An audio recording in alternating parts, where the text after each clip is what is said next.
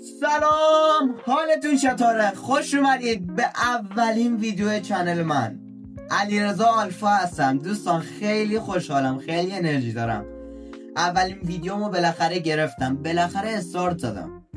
خیلی وقت بود تو ذهنم بود، یعنی خیلی وقت که 2 سال 1 سال تو ذهنم. آقا علیرضا پاشو شروع کن.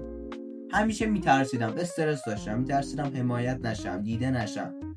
ولی خب یوتیوبرهای بزرگ الانم یه روزی مثل من بودن دیگه، توی این موقعیت بودن و بالاخره استارتشو زدم. دوستان توی این کانال قرار ولاگ داشته باشیم، چالش داشته باشیم، سفر، گیم، استریم، همه چیز قرار داشته باشیم.